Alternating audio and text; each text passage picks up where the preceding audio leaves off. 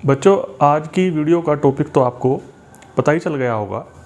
आज का टॉपिक है हमारा रासायनिक समीकरण की सीमाएं।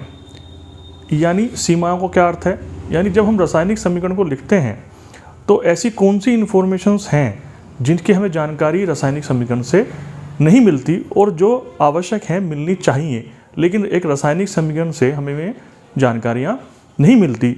तो आइए देखते हैं वे कौन कौन सी इन्फॉर्मेशंस हैं जो हमें एक रासायनिक समीकरण से प्राप्त नहीं होती हैं। तो उसमें सबसे पहली जो बात है वो ये है कि जब हम कोई रासायनिक समीकरण लिखते हैं तो उसमें जो पदार्थ इस्तेमाल होते हैं, चाहे वो अभिकारक के रूप में और चाहे वो उत्पाद के रूप में प्राप्त होते हैं, हमें उनकी अवस्था का भान नहीं होता। यानी अवस्था का मतलब आप जानते ही हैं कि पदार्थ की 3 अवस्थाएं हैं, ठोस, द्रव तथा गैस।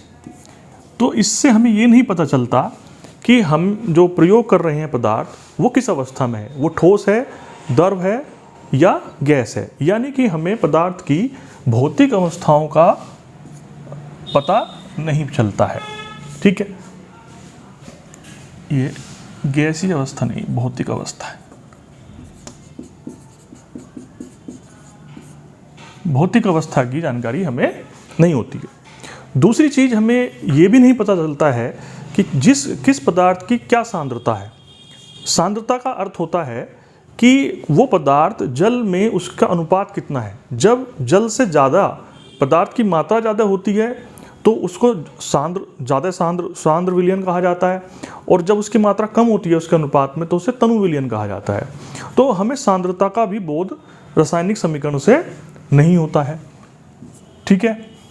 तीसरी चीज़ क्या है, जब कोई रासायनिक अभिक्रिया होती है तो वो कुछ की गति अभिक्रिया की स्लो होती है यानी धीमी होती है, और कुछ अभिक्रियाएं बड़ी तेज़ी से होती है।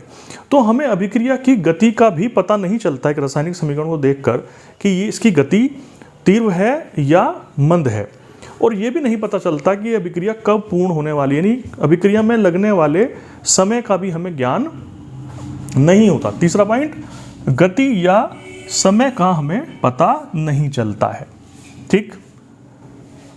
एक चीज़ और है, जब कोई रासायनिक अभिक्रिया होती है तो अधिकांश से या तो उस अभिक्रिया से कुछ ऊष्मा बाहर निकलती है, ठीक है, उत्सर्जन होता है ऊष्मा का, या उस अभिक्रिया के अंदर ऊष्मा ली जाती है बाहर के वातावरण से, यानी ऊष्मा का अवशोषण होता है, यानी वहाँ पर ऊष्मा का कुछ ना कुछ परिवर्तन होता है। इसकी जानकारी भी हमें रासायनिक समीकरण से प्राप्त नहीं होती, यानी ऊष्मा परिवर्तन का पता हमें नहीं चलता है। ठीक है। अब कुछ अभिक्रियाएं 2 प्रकार की होती हैं, उत्क्रमणीय अभिक्रियाएं या अनुत्क्रमणीय अभिक्रियाएं। जैसे कि आप यहाँ देख सकते हैं क्या होती हैं ये उत्क्रमणीय अभिक्रियाएं। वे होती हैं, मान लीजिए 2 पदार्थ आपस में मिलकर एक तीसरा पदार्थ, 2 अन्य पदार्थ बना रहे हैं, 3 पदार्थ बना रहे हैं। तो कभी कभी क्या होता है कि वो तीनों पदार्थ जब आपस में क्रिया करते हैं तो वापस वही पदार्थ हमें प्राप्त हो जाते हैं। तो इस प्रकार की अभिक्रियाओं को हम उत्क्रमणीय अभिक्रियाएं कहते हैं, यानी कि अभिक्रियाएं दोनों दिशाओं में चलती हैं, यानी हम अभिकारक से उत्पाद और उत्पाद से अभिकारक प्राप्त कर सकते हैं। इसी प्रकार अनुत्क्रमणीय अभिक्रियाएं होती हैं, इसमें हम अभिकारक से उत्पाद तो प्राप्त कर सकते हैं लेकिन उत्पाद से अभिकारकों को प्राप्त करना संभव नहीं होता। तो इसकी जानकारी भी हमें रासायनिक समीकरण से पता नहीं चलती कि ये अभिक्रिया उत्क्रमणीय है या अनुत्क्रमणीय है।